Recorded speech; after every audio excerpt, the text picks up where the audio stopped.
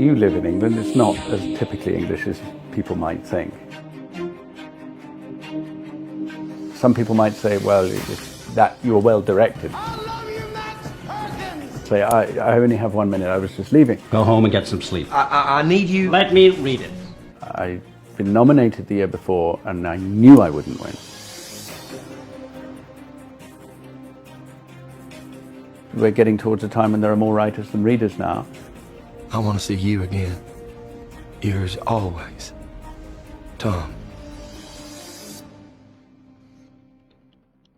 Which actually, you live in England, it's not as typically English as people might think. You know, if you walk around the streets of London, they're not all wearing suits and bowler hats and being gentlemen.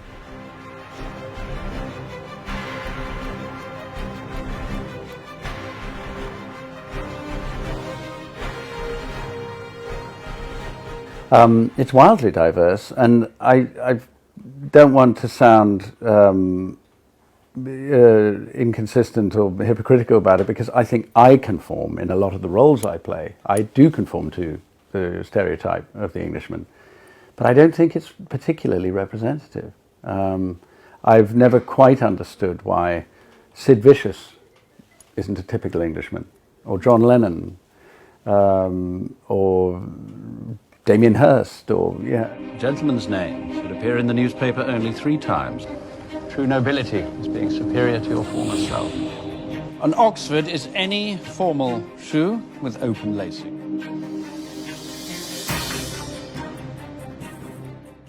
I didn't know Thomas Wolfe. I think a lot of modern readers don't know Thomas Wolfe. But I did have a huge interest in the likes of Fitzgerald and Hemingway. And then reading the book on which this is based, the biography of Max Perkins, I fell in love with him. It became a real passion, and I wanted to know more and more about him, partly because he's a mystery. He didn't want to be in the limelight. He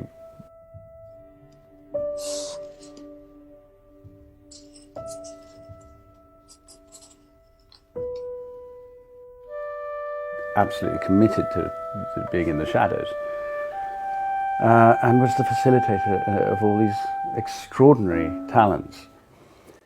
And what's particularly notable about it is that he wasn't just a discoverer and facilitator of talent.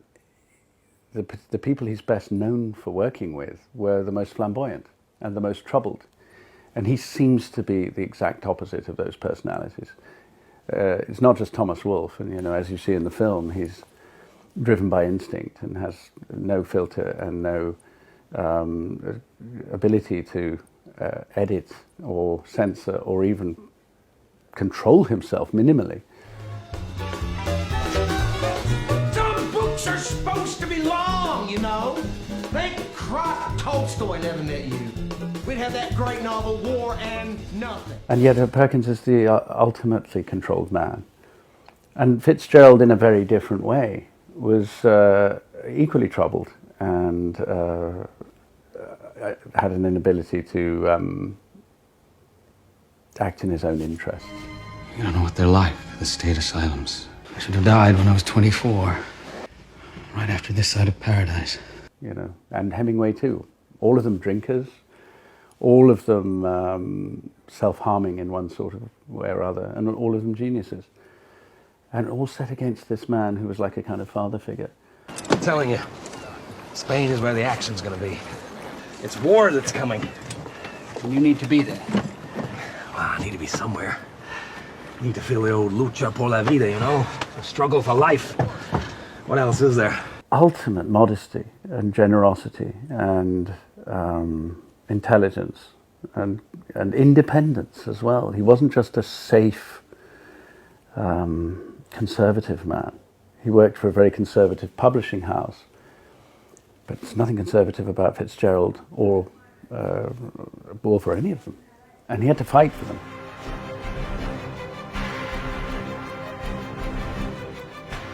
So I didn't know anything about Fitzgerald's dependency on Perkins. I didn't know that Perkins was like a father to him. I didn't know that he helped him financially, pastorally, was an emotional support for him. I didn't know, and that's a very important thing to know, that he had a figure like that.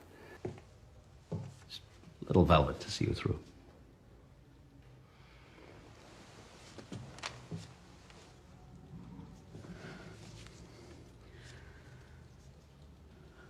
I'll write you a great book. I know. His struggles to sell his books. I mean, Gatsby got terrible reviews when it came out, largely, and sold terribly and went out of print during his lifetime. And he had to make money churning out short stories and working for Hollywood. You know how much I made in royalties on Gatsby last year? $2.13. But crucially, I mean, it was Maxwell Perkins who suggested the title, The Great Gatsby. It was Maxwell Perkins who thought up the structure of the plot of the book. And it's one of the most famous novels ever written. And there's a letter from Fitzgerald to Perkins testifying to that. It was, you know, I think I've done a great book, but it was you who gave me the story structure.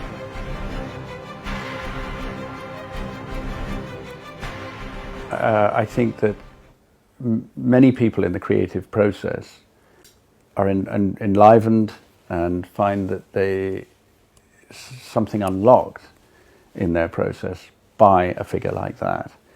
I know that good teachers can do it. You know, that you could think you're stupid until you meet that good teacher.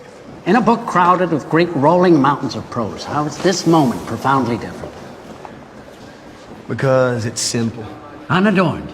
Like lightning. Standing out in the black sky by its starkness. Exactly. I love you, Max Perkins! You know, Woolf, I don't think, went on to write better work without Perkins after he left him. Hemingway did. I think that it was Perkins who produced the best of Hemingway largely in the early part of his life. That's just my opinion.